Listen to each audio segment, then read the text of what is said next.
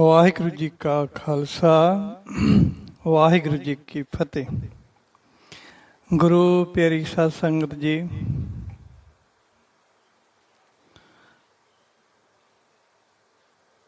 ਅੱਜ ਆਪਾਂ ਸ਼ਹੀਦਾਂ ਦੇ ਸਰਤਾਜ ਧੰਨ ਧੰਨ ਸ੍ਰੀ ਗੁਰੂ ਅਰਜਨ ਦੇਵ ਜੀ ਮਹਾਰਾਜ ਸੱਚੇ ਪਾਤਸ਼ਾਹ ਜੀ ਦਾ ਸ਼ਹੀਦੀ ਪੁਰਬ ਮਨਾ ਰਹੇ ਹਾਂ। ਅੱਜ ਦੀ ਕਥਾ ਦਾ ਆਪਣਾ ਵਿਸ਼ਾ ਹੈ ਸ੍ਰੀ ਗੁਰੂ ਅਰਜਨ ਦੇਵ ਮਹਾਰਾਜ ਜੀ ਦੀ ਸ਼ਹੀਦੀ। ਭਾਈ ਗੁਰਦਾਸ ਜੀ ਆਪਣੀ 24ਵੀਂ ਵਾਰ ਵਿੱਚ ਬਚਨ ਕਰਦੇ ਹਨ, ਰਹਿੰਦੇ ਗੁਰ ਦਰਿਆਓ ਵਿੱਚ ਮੀਨ ਕੁਲੀਨ ਹੇਤ ਨਿਰਬਾਣੀ, ਦਰਸ਼ਨ ਦੇਖ ਪਤੰਗ ਜਿਉ ਜੋਤੀ ਅੰਦਰ ਜੋਤ ਸਮਾਣੀ। ਮਹੱਲੇ ਪੰਜਵੇਂ ਦੇ ਸਵਈਆਂ ਵਿੱਚ ਭੱਟਾਂ ਦਾ ਵੀ ਬਚਨ ਹੈ। ਮਿਲ ਨਾਨਕ ਅੰਗਨ ਅਮਰ ਗੁਰ, ਗੁਰੂ ਰਾਮਦਾਸ ਹਰ ਪੈ ਗਇਓ, ਹਰ ਬੰਸ ਜਗਤ ਜਾ ਸੰਚਰਿਓ, ਸੋ ਕਵਣ ਕਹੈ ਸ੍ਰੀ ਗੁਰਮੋਇਓ।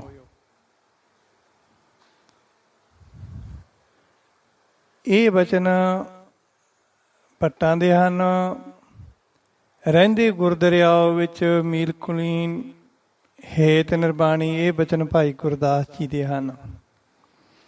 ਇਹ ਉਹਨਾਂ ਬਚਨਾਂ ਦਾ ਵਰਣਨ ਕਰਦੇ ਹਨ ਜੋ ਗੁਰੂ ਅਰਜਨ ਦੇਵ ਜੀ ਮਹਾਰਾਜ ਸੱਚੇ ਪਾਤਸ਼ਾਹ ਜੀ ਨੇ ਆਪਣੇ ਜੋਤੀ ਜੋ ਸਮਾਉਣ ਵੇਲੇ ਦਰਿਆ ਰਾਵੀ ਦੇ ਕਿਨਾਰੇ ਉੱਪਰ ਬੈਠ ਕੇ ਬਚਨ ਕੀਤੇ ਸਨ ਸਤਿਗੁਰੂ ਅਰਜਨ ਦੇਵ ਜੀ ਨੇ। ਸੋ ਆਓ ਆਪਾਂ ਸ੍ਰੀ ਗੁਰੂ ਅਰਜਨ ਦੇਵ ਜੀ ਮਹਾਰਾਜ ਸੱਚੇ ਪਾਤਸ਼ਾਹ ਜੀ ਦੇ ਪਰਿਵਾਰਕ ਜੀਵਨ ਦੇ ਉੱਪਰ ਝਾਤ ਮਾਰੀਏ ਅਤੇ ਉਹਨਾਂ ਦੇ ਸ਼ਹੀਦੀ ਦਿਹਾੜੇ ਪ੍ਰਥਾਏ, ਉਹਨਾਂ ਦੀ ਸ਼ਹੀਦੀ ਦੇ ਉੱਪਰ ਵੀ ਆਪਾਂ ਇਤਿਹਾਸਕ ਝਾਤ ਮਾਰਾਂਗੇ। ਸ੍ਰੀ ਗੁਰੂ ਅਰਜਨ ਦੇਵ ਜੀ ਦਾ ਜਨਮ ਆਪਣੇ ਨਾਨਕੇ ਘਰ ਸ੍ਰੀ ਗੋਬਿੰਦਵਾਲ ਸਾਹਿਬ ਵਿਖੇ ਵਿਸਾਖ ਸੁਦੀ 7ਵੀਂ ਬਿਕਰਮੀ ਸੰਮਤ 1620 ਨੂੰ ਹੋਇਆ ਸੀ। ਈਸਵੀ ਸਨ ਮਤਲਬ ਕਿ ਅੰਗਰੇਜ਼ੀ ਸਾਲ 14 ਅਪ੍ਰੈਲ 1563 ਮੰਗਲਵਾਰ ਨੂੰ ਹੋਇਆ। ਇਹ ਜੋ ਆਪਾਂ ਅੰਗਰੇਜ਼ੀ ਤਰੀਕਾਂ ਦੀ ਗੱਲ ਕਰ ਰਹੇ ਹਾਂ, ਉਸ ਟਾਈਮ 'ਤੇ ਅੰਗਰੇਜ਼ੀ ਤਰੀਕਾਂ ਹੈ ਨਹੀਂ ਸੀ।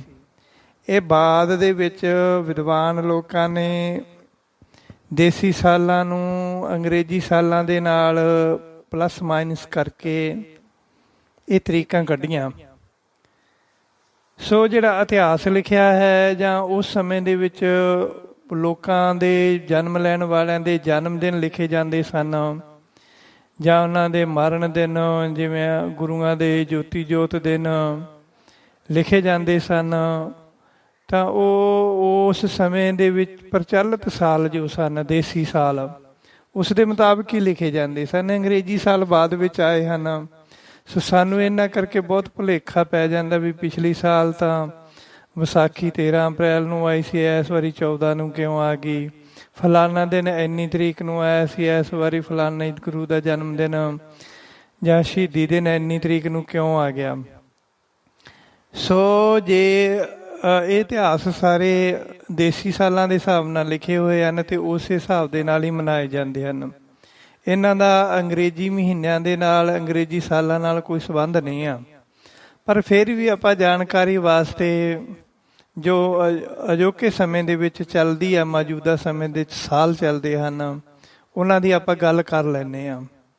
ਸੋ ਸ੍ਰੀ ਗੁਰੂ ਅਰਜਨ ਦੇਵ ਜੀ ਮਹਾਰਾਜ ਜੀ ਦੇ ਪਿਤਾ ਦਾ ਨਾਮ ਸ੍ਰੀ ਗੁਰੂ ਰਾਮਦਾਸ ਜੀ ਸੀ ਅਤੇ ਉਹਨਾਂ ਦੇ ਮਾਤਾ ਜੀ ਦਾ ਨਾਮ ਬੀਬੀ ਭਾਨੀ ਜੀ ਸੀ।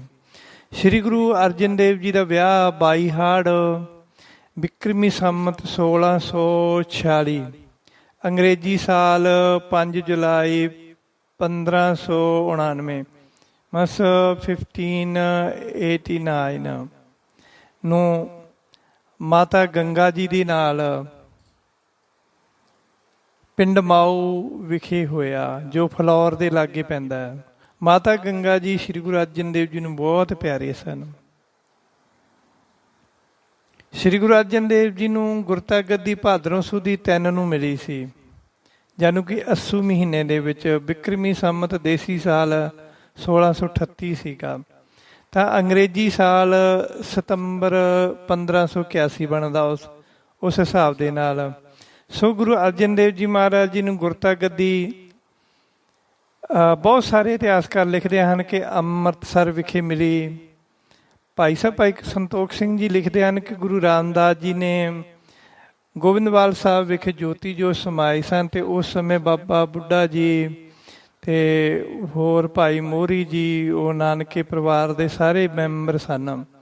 ਜਦੋਂ ਸਤਿਗੁਰੂ ਰਾਮਦਾਸ ਜੀ ਨੇ ਗੁਰੂ ਅਰਜਨ ਦੇਵ ਜੀ ਨੂੰ ਗੁਰਤਾ ਗੱਦੀ ਪ੍ਰਦਾਨ ਕੀਤੀ ਸੀ, ਪਰ ਬਹੁਤਿਆਂ ਨੇ ਅੰਮ੍ਰਿਤਸਰ ਵਿਖੇ ਲਿਖਿਆ ਹੋਇਆ ਹੈ। ਸੋ ਗੁਰਤਾ ਗੱਦੀ ਦੀ ਗੱਲ ਹੀ ਕਰਦੇ ਹਾਂ ਆਪਾਂ, ਸ਼ਹਿਰ ਕੋਈ ਵੀ ਹੋਵੇ, ਪਰ ਗੁਰਤਾ ਗੱਦੀ ਸਤਿਗੁਰੂ ਜੀ ਨੂੰ ਗੁਰੂ ਅਰਜਨ ਦੇਵ ਜੀ ਨੂੰ ਭਾਦਰੋਂ ਸੁਦੀ ਪੱਖ ਦੇ ਵਿੱਚ ਅੱਸੂ ਮਹੀਨੇ ਵਿੱਚ ਮਿਲੀ ਸੀ। ਦੇਸੀ ਸਾਲ 1638, ਅੰਗਰੇਜ਼ੀ ਸਾਲ 1581। ਗੁਰਤਾ ਗੱਦੀ ਮਿਲਣ ਤੋਂ ਬਾਅਦ ਹੀ ਉਹਨਾਂ ਦੇ ਪਿਤਾ ਸ੍ਰੀ ਗੁਰੂ ਰਾਮਦਾਸ ਜੀ 3 ਦਿਨਾਂ ਬਾਅਦ ਜੋਤੀ ਜੋਤ ਸਮਾ ਗਏ ਸਨ। ਜਿਸ ਵੇਲੇ ਸ੍ਰੀ ਗੁਰੂ ਅਰਜਨ ਦੇਵ ਜੀ ਨੂੰ ਗੁਰਤਾ ਗੱਦੀ ਮਿਲੀ ਸੀ, ਉਸ ਵੇਲੇ ਸਤਿਗੁਰੂ ਅਰਜਨ ਦੇਵ ਜੀ ਮਹਾਰਾਜ ਜੀ ਦੀ ਉਮਰ 18 ਸਾਲ 7 ਮਹੀਨੇ 4 ਦਿਨ ਦੀ ਸੀ। ਸ੍ਰੀ ਗੁਰੂ ਅਰਜਨ ਦੇਵ ਜੀ ਨੇ ਆਪਣੇ ਜੀਵਨ ਕਾਲ ਵਿੱਚ ਸਮਾਜ ਭਲਾਈ ਦੇ ਬਹੁਤ ਸਾਰੇ ਉਸਾਰੂ ਕੰਮ ਕੀਤੇ ਹਨ। ਜਿਵੇਂ ਕਿਸਾਨਾਂ ਦੀ ਭਲਾਈ ਵਾਸਤੇ ਬਹੁਤ ਸਾਰੇ ਖੂਹ ਲਵਾਏ ਅਤੇ ਦਵਾਖਾਨੇ ਖੁਲਵਾਏ, ਹਕੀਮ ਬਿਠਾਏ ਚੰਗੇ ਉਹਨਾਂ ਦੇ ਵਿੱਚ, ਦਵਾਖਾਨਿਆਂ ਦੇ ਵਿੱਚ। ਇਸ ਤੋਂ ਇਲਾਵਾ ਸ੍ਰੀ ਗੁਰੂ ਅਰਜਨ ਦੇਵ ਜੀ ਨੇ ਬਹੁਤ ਸਾਰੇ ਧਾਰਮਿਕ ਸਥਾਨਾਂ ਦਾ ਵੀ ਨਿਰਮਾਣ ਕੀਤਾ, ਜਿਵੇਂ ਸ੍ਰੀ ਹਰਿਮੰਦਰ ਸਾਹਿਬ ਜੀ ਦਾ ਨਿਰਮਾਣ ਕੀਤਾ ਅਤੇ ਸਰੋਵਰ ਪੱਕਾ ਬਣਵਾਇਆ, ਸੰਤੋਖ ਸਰ ਨੂੰ ਮੁਕੰਮਲ ਕੀਤਾ, ਤਰਨ ਤਾਰਨ ਸਾਹਿਬ ਦਾ ਸਥਾਨ ਬਣਾਇਆ ਅਤੇ ਸ਼ਹਿਰ ਨੂੰ ਵਸਾਇਆ। ਸ੍ਰੀ ਕਰਤਾਰਪੁਰ ਸਾਹਿਬ ਜੋ ਜਲੰਧਰ ਵਿਖੇ ਹੈ, ਉਹ ਜਲੰਧਰ ਵਾਲਾ ਕਰਤਾਰਪੁਰ ਸ਼ਹਿਰ ਵਸਾਇਆ ਸਤਿਗੁਰੂ ਅਰਜਨ ਦੇਵ ਜੀ ਨੇ। ਸਤਿਗੁਰੂ ਅਰਜਨ ਦੇਵ ਜੀ ਨੇ ਛੇਹਰਟਾ ਸਾਹਿਬ ਦੀ ਵਸੋਂ ਕੀਤੀ। ਗੋਬਿੰਦਪੁਰਾ ਵੀ ਸ੍ਰੀ ਗੁਰੂ ਅਰਜਨ ਦੇਵ ਜੀ ਦਾ ਵਸਾਇਆ ਹੋਇਆ ਸ਼ਹਿਰ ਹੈ। ਸ੍ਰੀ ਬੌਲੀ ਸਾਹਿਬ ਜੋ ਲਾਹੌਰ ਵਿਖੇ ਆ, ਉਹ ਵੀ ਸਤਿਗੁਰੂ ਅਰਜਨ ਦੇਵ ਜੀ ਦੀ ਨਿਰਮਾਣ ਕੀਤੀ ਹੋਈ ਹੈ। ਸ੍ਰੀ ਗੁਰੂ ਰਾਮਦਾਸ ਜੀ ਮਹਾਰਾਜ ਜੀ ਦੇ ਨਗਰ ਲਾਹੌਰ ਵਿਖੇ ਜੋ ਬੌਲੀ ਸਾਹਿਬ ਬਣੀ ਹੈ। ਸ੍ਰੀ ਰਾਮਸਰ ਸਾਹਿਬ, ਜਿਸ ਨੂੰ ਗੁਰੂ ਕਾ ਬਾਗ ਵੀ ਕਹਿੰਦੇ, ਅੰਮ੍ਰਿਤਸਰ ਵਿਖੇ ਜੋ ਹੈ, ਉਹ ਵੀ ਸਤਿਗੁਰੂ ਅਰਜਨ ਦੇਵ ਜੀ ਮਹਾਰਾਜ ਜੀ ਦਾ ਨਿਰਮਾਣ ਕੀਤਾ ਹੋਇਆ। ਸ੍ਰੀ ਰਾਮਸਰ ਸਰੋਵਰ ਦੇ ਕੰਢੇ ਬੈਠ ਕੇ ਸ੍ਰੀ ਗੁਰੂ ਗ੍ਰੰਥ ਸਾਹਿਬ ਜੀ ਲਿਖਵਾਏ ਅਤੇ ਫਿਰ ਉਹਨਾਂ ਦਾ ਸ੍ਰੀ ਹਰਿਮੰਦਰ ਸਾਹਿਬ 'ਚ ਪ੍ਰਕਾਸ਼ ਕਰਵਾਇਆ। ਇਸ ਤਰ੍ਹਾਂ ਸ੍ਰੀ ਗੁਰੂ ਅਰਜਨ ਦੇਵ ਜੀ ਨੇ ਹੋਰ ਕਈ ਸਥਾਨਾਂ ਦੀ ਸਥਾਪਨਾ ਕੀਤੀ, ਨਿਰਮਾਣ ਕੀਤਾ। ਰਾਮਸਰ ਦੀ ਰਚਨਾ ਤੇ ਗੁਰੂ ਗ੍ਰੰਥ ਸਾਹਿਬ ਜੀ ਦੀ ਰਚਨਾ, ਇਹ ਸ੍ਰੀ ਗੁਰੂ ਅਰਜਨ ਦੇਵ ਜੀ ਮਹਾਰਾਜ ਜੀ ਨੇ ਬੜੇ ਹੀ ਇੱਕ ਪ੍ਰਭਾਵ ਭਿੰਨੇ ਹਾਲਾਤਾਂ ਦੇ ਵਿੱਚ ਕੀਤੀ। ਬਹੁਤ ਸਿੱਖੀ ਧਰਮ ਦੀ ਅਗਾਊਂ ਸੋਚ ਨੂੰ ਲੈ ਕੇ, ਸਿੱਖੀ ਧਰਮ ਦੇ ਪ੍ਰਚਾਰ ਨੂੰ ਲੈ ਕੇ, ਗੁਰੂਆਂ ਦੀ ਉਚਾਰਨ ਕੀਤੀ ਹੋਈ ਬਾਣੀ ਜੋ ਸੱਚ ਦਾ ਸੰਦੇਸ਼ ਦੇਣ ਵਾਲੀ ਸੀ, ਮਨੁੱਖ ਨੂੰ ਮਨੁੱਖ ਨਾਲ ਜੋੜਨ ਵਾਲੀ ਹੈ, ਉਸ ਨੂੰ ਖਾਸ ਤੌਰ 'ਤੇ ਸਤਿਗੁਰੂ ਜੀ ਨੇ ਇਸ ਤਰ੍ਹਾਂ ਉਸ ਦਾ ਉਚਾਰਨ ਅਤੇ ਨਿਰਮਾਣ ਕੀਤਾ। ਸ੍ਰੀ ਗੁਰੂ ਅਰਜਨ ਦੇਵ ਜੀ ਨੇ ਭਾਈ ਗੁਰਦਾਸ ਜੀ ਨੂੰ ਨਾਲ ਲੈ ਕੇ ਇਕਾਂਤ ਵਾਲੀ ਥਾਂ ਨੂੰ ਪਸੰਦ ਕੀਤਾ, ਜਿੱਥੇ ਬਹੁਤ ਸਾਰੇ ਦਰਖਤਾਂ ਦਾ ਝੁੰਡ ਸੀ ਅਤੇ ਇੱਕ ਛੋਟਾ ਜਿਹਾ ਪਾਣੀ ਦਾ ਤਲਾਬ ਵੀ ਸੀ। ਸ੍ਰੀ ਗੁਰੂ ਅਰਜਨ ਦੇਵ ਜੀ ਨੇ ਭਾਈ ਗੁਰਦਾਸ ਜੀ ਅਤੇ ਬਾਬਾ ਬੁੱਢਾ ਜੀ ਨੂੰ ਕਿਹਾ ਕਿ ਸਾਨੂੰ ਇਹ ਥਾਂ ਪਸੰਦ ਹੈ, ਇਹ ਤਲਾਅ ਦੇ ਪਾਣੀ ਨੂੰ ਸਾਫ਼ ਕਰਵਾਓ ਅਤੇ ਇਸ ਦੇ ਕਿਨਾਰੇ ਪੱਕੇ ਕਰਵਾ ਦਿਓ। ਉਸ ਤਲਾਅ ਦੇ, ਉਸ ਛੱਪੜ ਜਾਂ ਸਰੋਵਰ ਦੇ ਤਲਾਅ ਦੇ ਕਿਨਾਰੇ ਗੁਰੂ ਅਰਜਨ ਦੇਵ ਜੀ ਨੇ ਗੁਰੂ ਗ੍ਰੰਥ ਸਾਹਿਬ ਦੀ ਰਚਨਾ ਕਰਨ ਵਾਸਤੇ ਥਾਂ ਨੂੰ ਸਾਫ਼ ਕਰਾਇਆ ਅਤੇ ਤਲਾਅ ਦੇ ਕਿਨਾਰੇ ਪੱਕੇ ਕਰਵਾਏ। ਸਤਿਗੁਰੂ ਜੀ ਨੇ ਬਚਨ ਕੀਤਾ ਕਿ ਜਿਸ ਤਰ੍ਹਾਂ ਪੰਚਵਟੀ ਦੇ ਤੀਰਥ ਉੱਤੇ ਸ਼੍ਰੀ ਰਾਮ ਚੰਦਰ ਦਾ ਵਾਸਾ ਹੈ, ਉਸੇ ਤਰ੍ਹਾਂ ਇਸ ਸਥਾਨ ਉੱਤੇ ਵੀ ਸ੍ਰੀ ਗੁਰੂ ਰਾਮਦਾਸ ਜੀ ਦਾ ਵਾਸਾ ਹੈ ਅਤੇ ਇਹ ਵੀ ਇੱਕ ਵੱਡਾ ਤੀਰਥ ਹੈ। ਹੁਣ ਅਸੀਂ ਇਸ ਸਥਾਨ ਉੱਤੇ ਬਹੁਤ ਵੱਡੇ ਗ੍ਰੰਥ ਦੀ ਰਚਨਾ ਕਰਨੀ ਹੈ, ਜਿਸ ਦੀ ਬਾਣੀ ਸੰਸਾਰ ਦੇ ਜੀਵਾਂ ਦਾ ਉਧਾਰ ਕਰੇਗੀ ਅਤੇ ਸੱਚਖੰਡ ਲੈ ਕੇ ਜਾਏਗੀ। ਇਸ ਲਈ ਇਸ ਦਾ ਨਾਮ ਅੱਜ ਤੋਂ ਰਾਮਸਰ ਹੋਇਆ। ਰਾਮਸਰ ਤੀਰਥ ਦੀ ਖੋਜ ਕਰਨ ਤੋਂ ਬਾਅਦ ਸ੍ਰੀ ਗੁਰੂ ਅਰਜਨ ਦੇਵ ਜੀ ਨੇ ਭਗਤਾਂ ਦੀ ਬਾਣੀ ਇਕੱਤਰ ਕੀਤੀ ਅਤੇ ਬਾਬਾ ਮੋਹਨ ਜੀ ਪਾਸੋਂ ਸ੍ਰੀ ਗੁਰੂ ਅਮਰਦਾਸ ਜੀ ਵੱਲੋਂ ਇਕੱਤਰ ਕੀਤੀ ਬਾਣੀ ਦੀਆਂ ਪੋਥੀਆਂ ਲਿਆਂਦੀਆਂ। ਜੋ ਜੋ ਬਾਣੀ ਗੁਰੂ ਗ੍ਰੰਥ ਸਾਹਿਬ 'ਚ ਚੜਾਉਣੀ ਸੀ, ਭਾਵ ਦਰਜ ਕਰਨੀ ਸੀ, ਜਦ ਉਹ ਇਕੱਠੀ ਹੋ ਗਈ ਤਾਂ ਗੁਰੂ ਜੀ ਨੇ ਇਕਾਂਤ ਵਿੱਚ ਬੈਠ ਕੇ ਸਾਰੀ ਬਾਣੀ ਨੂੰ ਤਰਤੀਬਵਾਰ ਕਰਕੇ ਲਿਖਾਉਣ ਦਾ ਕੰਮ ਸ਼ੁਰੂ ਕੀਤਾ। ਜਿਵੇਂ ਹਰ ਰਾਗ ਤੋਂ ਬਾਅਦ ਵਾਰ ਅਤੇ ਵਾਰ ਤੋਂ ਬਾਅਦ ਭਗਤਾਂ ਦੀ ਬਾਣੀ। ਸ੍ਰੀ ਗੁਰੂ ਗ੍ਰੰਥ ਸਾਹਿਬ ਜੀ ਦੇ ਅੰਤ ਵਿੱਚ ਰਾਗ ਮੁਕਤ ਬਾਣੀਆਂ, ਸ਼ਲੋਕ ਸੰਸਕ੍ਰਿਤੀ, ਗਾਥਾ, ਫੁਨਹੇ, ਚੌਬੋਲੇ, ਸ਼ਲੋਕ ਕਬੀਰ ਜੀ ਦੇ, ਫਰੀਦ ਜੀ ਦੇ, ਭੱਟਾਂ ਦੇ ਸਵਈਏ ਤੇ ਵਾਰਾਂ ਵਧੀਕ ਵਰਗੀਆਂ ਬਾਣੀਆਂ ਦਰਜ ਕੀਤੀਆਂ ਸਤਿਗੁਰੂ ਜੀ ਨੇ। ਇਹ ਸਾਰੀਆਂ ਬਾਣੀਆਂ ਸਤਿਗੁਰੂ ਜੀ ਨੇ ਪਹਿਲਾਂ 31 ਰਾਗਾਂ ਦੇ ਵਿੱਚ ਤਰਤੀਬਵਾਰ ਬਾਣੀਆਂ, ਸ੍ਰੀ ਰਾਗ, ਮਾਝ ਰਾਗ, ਆਸਾ ਰਾਗ ਇਤਿਆਦਿਕ, ਇਸ ਤਰ੍ਹਾਂ 31 ਰਾਗ ਲਿਖੇ। ਉਸ ਤੋਂ ਬਾਅਦ ਰਾਗ ਮੁਕਤ ਬਾਣੀਆਂ ਵੀ ਸਤਿਗੁਰੂ ਜੀ ਨੇ ਗੁਰੂ ਗ੍ਰੰਥ ਸਾਹਿਬ ਦੇ ਵਿੱਚ ਲਿਖੀਆਂ, ਜਿਨ੍ਹਾਂ ਦਾ ਕੋਈ ਕਿਸੇ ਰਾਗ ਦੇ ਨਾਲ ਕੋਈ ਟਾਈਟਲ ਨਹੀਂ ਆ। ਚੌਬੋਲੇ, ਫੁਨਹੇ, ਕਬੀਰ ਜੀ ਦੇ ਸ਼ਲੋਕ, ਸੰਸਕ੍ਰਿਤੀ, ਬਾਬਾ ਫਰੀਦ ਜੀ ਦੇ ਸ਼ਲੋਕ, ਭੱਟਾਂ ਦੇ ਸਵਈਏ, ਵਾਰਾਂ ਦੇ ਵਧੀਕ ਆਦਿਕ। ਇਸ ਲਈ ਹੀ ਗੁਰੂ ਜੀ ਨੇ ਇਕਾਂਤ ਵਿੱਚ ਸ੍ਰੀ ਰਾਮਸਰ ਸਥਾਨ ਨੂੰ ਰਚਿਆ ਸੀ। ਫਿਰ ਇਸ ਸਥਾਨ ਦੇ ਕਿਨਾਰੇ ਬਾਣੀ ਲਿਖਣ ਦਾ ਕਾਰਜ ਬਿਕਰਮੀ ਸੰਮਤ 1658 ਨੂੰ ਅਤੇ ਅੰਗਰੇਜ਼ੀ ਸਾਲ 1601 ਵਿੱਚ ਆਰੰਭ ਕੀਤਾ। ਬਿਕਰਮੀ ਸਾਲ ਉਸ ਸਮੇਂ 1658 ਸੀ ਅਤੇ ਫਿਰ ਬਿਕਰਮੀ ਸਾਲ 1661 ਵਿੱਚ ਅਤੇ ਅੰਗਰੇਜ਼ੀ ਸਾਲ 1604 ਵਿੱਚ ਸ੍ਰੀ ਗੁਰੂ ਗ੍ਰੰਥ ਸਾਹਿਬ ਜੀ ਦੀ ਲੇਖਣੀ ਸੰਪੂਰਨ ਹੋਈ। ਫਿਰ ਭਾਦਰੋਂ ਸੁਦੀ ਏਕਮ ਬਿਕਰਮੀ ਸੰਮਤ 1661 ਈਸਵੀ ਸਨ ਅੰਗਰੇਜ਼ੀ ਸਾਲ 1604 ਵਿੱਚ ਸ੍ਰੀ ਗੁਰੂ ਗ੍ਰੰਥ ਸਾਹਿਬ ਜੀ ਦਾ ਪ੍ਰਕਾਸ਼ ਸ੍ਰੀ ਹਰਿਮੰਦਰ ਸਾਹਿਬ ਵਿਖੇ ਕੀਤਾ ਗਿਆ, ਜਿਸ ਦੇ ਪਹਿਲੇ ਗ੍ਰੰਥੀ ਬਾਬਾ ਬੁੱਢਾ ਸਾਹਿਬ ਜੀ ਨੂੰ ਥਾਪਿਆ ਗਿਆ। ਸੋ ਅੱਜ ਵੀ ਆਪਾਂ ਅੰਗਰੇਜ਼ੀ ਸਾਲ ਜਿਹੜਾ ਮਰਜ਼ੀ ਹੋਵੇ 1604 ਸੀ, ਬਟ ਜੋ ਗੁਰੂ ਗ੍ਰੰਥ ਸਾਹਿਬ ਜੀ ਦਾ ਪ੍ਰਕਾਸ਼ ਪੁਰਬ ਅਸੀਂ ਮਨਾਉਂਦੇ ਹਾਂ, ਪਹਿਲਾ ਪ੍ਰਕਾਸ਼, ਉਹ ਭਾਦਰੋਂ ਸੁਦੀ ਏਕਮ ਨੂੰ ਹੀ ਮਨਾਇਆ ਜਾਂਦਾ ਹੈ।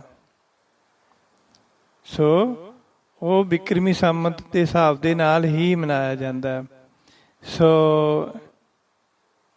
ਇਹ ਇਸ ਤਰ੍ਹਾਂ ਇਸ ਸਾਲ ਦੀ ਆਰੰਭਤਾ ਗੁਰੂ ਗ੍ਰੰਥ ਸਾਹਿਬ ਜੀ ਦਾ ਪ੍ਰਕਾਸ਼ ਸ੍ਰੀ ਹਰਿਮੰਦਰ ਸਾਹਿਬ ਜੀ ਵਿਖੇ ਹੋਇਆ ਅੰਗਰੇਜ਼ੀ ਸਾਲ 1604 ਵਿੱਚ।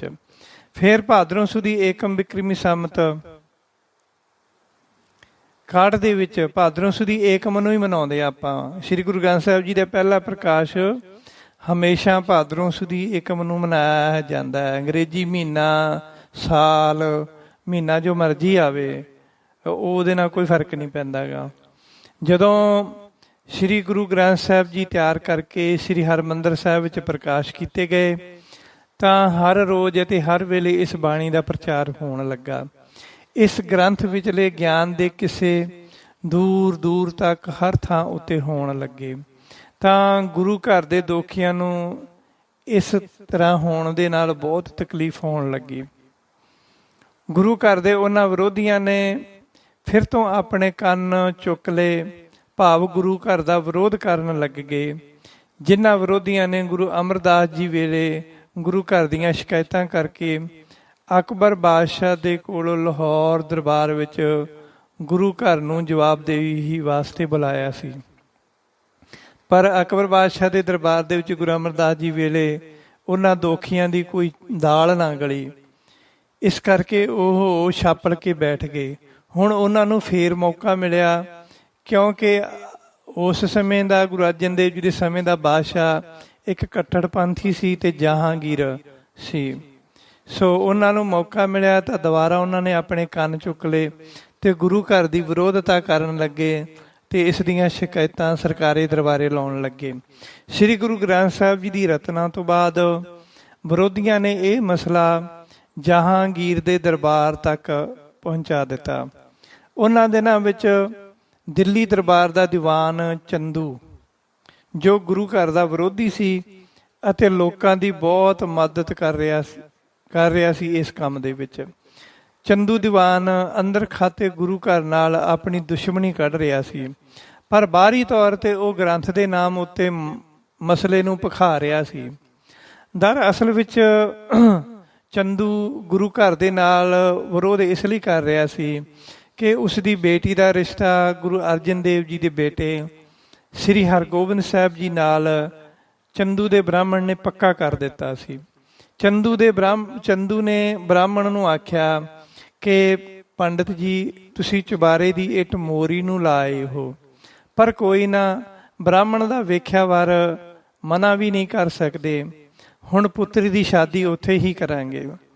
ਦਿੱਲੀ ਦੀ ਸੰਗਤ ਨੇ ਗੁਰੂ ਜੀ ਨੂੰ ਇੱਕ ਚਿੱਠੀ ਰਾਹੀਂ ਦੱਸ ਦਿੱਤਾ ਕਿ ਦੀਵਾਨ ਚੰਦੂ ਨੇ ਆਪਣੀ ਬੇਟੀ ਦੇ ਰਿਸ਼ਤੇ ਨੂੰ ਲੈ ਕੇ ਗੁਰੂ ਘਰ ਨੂੰ ਮੋਰੀ ਦੱਸਿਆ ਤੇ ਆਪਣੇ ਆਪ ਨੂੰ ਚੁਬਾਰਾ ਆਖਿਆ। ਨਾਲੇ ਇਹ ਨਵੇਂ ਰਚੇ ਗਏ ਗ੍ਰੰਥ ਦੇ ਵਿਰੋਧੀਆਂ ਨਾਲ ਮਿਲ ਕੇ ਬਾਦਸ਼ਾਹ ਕੋਲੇ ਸ਼ਿਕਾਇਤਾਂ ਲਾਉਂਦਾ ਅਤੇ ਬਾਦਸ਼ਾਹ ਨੂੰ ਗੁਰੂ ਘਰ ਦੇ ਖਿਲਾਫ ਉਕਸਾਉਂਦਾ ਰਹਿੰਦਾ। ਸਾਡੀ ਸਾਰੀ ਸੰਗਤ ਦੀ ਬੇਨਤੀ ਹੈ ਕਿ ਦੀਵਾਨ ਚੰਦੂ ਦੀ ਬੇਟੀ ਦਾ ਰਿਸ਼ਤਾ ਨਾਮਨਜ਼ੂਰ ਕੀਤਾ ਜਾਏ ਅਤੇ ਇਸ ਪਾਪੀ ਨਾਲ ਕਿਸੇ ਵੀ ਰਿਸ਼ਤੇਦਾਰੀ ਦਾ ਸੰਬੰਧ ਨਾ ਰੱਖਿਆ ਜਾਏ। ਜਦ ਗੁਰੂ ਜੀ ਨੇ ਸੰਗਤ ਦੇ ਕਹਿਣ ਉੱਤੇ ਰਿਸ਼ਤੇ ਤੋਂ ਜਵਾਬ ਦੇ ਦਿੱਤਾ ਤਾਂ ਉਹ ਦੀਵਾਨ ਚੰਦੂ ਗੁੱਸੇ ਵਿੱਚ ਅੱਗ ਬਬੂਲਾ ਹੋ ਕੇ ਬਦਲਾ ਲੈਣ ਉੱਤੇ ਉਤਰ ਆਇਆ ਅਤੇ ਸ਼ਰੇਆਮ ਗੁਰੂ ਘਰ ਦਾ ਵਿਰੋਧ ਕਰਨ ਲੱਗਾ।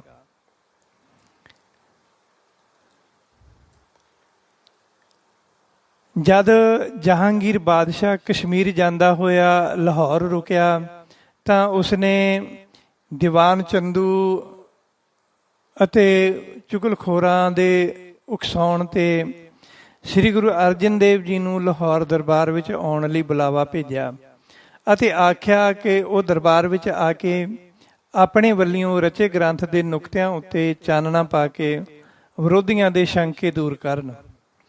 ਗੁਰੂ ਜੀ ਲਾਹੌਰ ਪਹੁੰਚ ਗਏ ਅਤੇ ਕੁਝ ਦਿਨ ਸਿੱਖਾਂ ਸੇਵਕਾਂ ਦੇ ਘਰ ਰਹਿ ਕੇ ਸੇਵਕਾਂ ਨੂੰ ਨਵਾਜਿਆ, ਆਸ਼ੀਰਵਾਦ ਦਿੱਤੇ, ਪਿਆਰ ਦਿੱਤਾ। ਫਿਰ ਬਾਦਸ਼ਾਹ ਨੇ ਗੁਰੂ ਜੀ ਨੂੰ ਸੱਦਾ ਭੇਜਿਆ ਅਤੇ ਗੁਰੂ ਜੀ ਦਰਬਾਰ ਵਿੱਚ ਆਉਣ ਲੱਗੇ। ਜਦ ਬਾਦਸ਼ਾਹ ਨੇ ਗੁਰੂ ਜੀ ਦਾ ਆਉਣਾ ਸੁਣਿਆ ਤਾਂ ਉਹਨਾਂ ਦੇ ਸਤਿਕਾਰ ਵਿੱਚ ਦਰਬਾਰ ਅੰਦਰ ਇੱਕ ਵੱਖਰਾ ਆਸਣ ਲਵਾਇਆ ਗਿਆ। ਇਹ ਦੇਖ ਕੇ ਚੰਦੂ ਨੂੰ ਬਹੁਤ ਦੁੱਖ ਹੋਇਆ।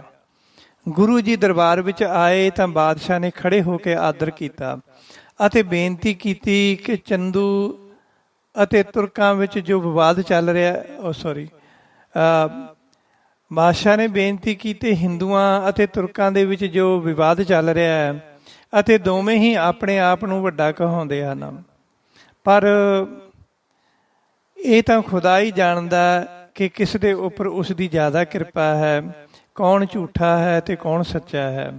ਮੇਰੇ ਮਨ ਵਿੱਚ ਵੀ ਇੱਕ ਸ਼ੰਕਾ ਪੈਦਾ ਹੋਇਆ। ਤੁਸੀਂ ਵੱਡੇ ਪੀਰ ਹੋ, ਆਪਣੀ ਲਿਖੀ ਮੁਕੱਦਸ ਕਿਤਾਬ ਰਾਹੀਂ ਇਸ ਗੱਲ ਦਾ ਉੱਤਰ ਦਿਓ। ਗੁਰੂ ਜੀ ਨੇ ਸ੍ਰੀ ਗੁਰੂ ਗ੍ਰੰਥ ਸਾਹਿਬ ਜੀ ਦਾ ਹਵਾਲਾ ਦਿੰਦਿਆਂ ਹੋਇਆਂ ਇਸ ਤਰ੍ਹਾਂ ਗੁਰਬਾਣੀ ਦਾ ਬਚਨ ਉਚਾਰਨ ਕੀਤਾ। ਰਾਮ ਕਲੀ ਮਹੱਲਾ ਪੰਜਵਾ। ਕੋਈ ਬੋਲੇ ਰਾਮ ਰਾਮ, ਕੋਈ ਖੁਦਾਏ, ਕੋਈ ਸਿਵੈ ਗਸਈਆ, ਕੋਈ ਅਲਾਹੇ। ਕਾਰਨ ਕਰਨ ਕਰੀਮ, ਕਿਰਪਾ ਧਾਰ ਰਹੀਮ। ਰਹਾਓ। ਕੋਈ ਨਹਾਵੈ ਤੀਰਥ, ਕੋਈ ਹਜ ਜਾਏ, ਕੋਈ ਕਰੈ ਪੂਜਾ, ਕੋਈ ਸਿਰ ਨਵਾਏ। ਕੋਈ ਪੜ੍ਹੈ ਵੇਦ, ਕੋਈ ਕਤੇਬ, ਕੋਈ ਓੜੈ ਨੀਲ, ਕੋਈ ਸੁਪੇਦ। ਕੋਈ ਕਹੈ ਤੁਰਕ, ਕੋਈ ਕਹੈ ਹਿੰਦੂ, ਕੋਈ ਬਾਛੈ ਭਿਸਤ, ਕੋਈ ਸੁਰਗਿੰਦੂ।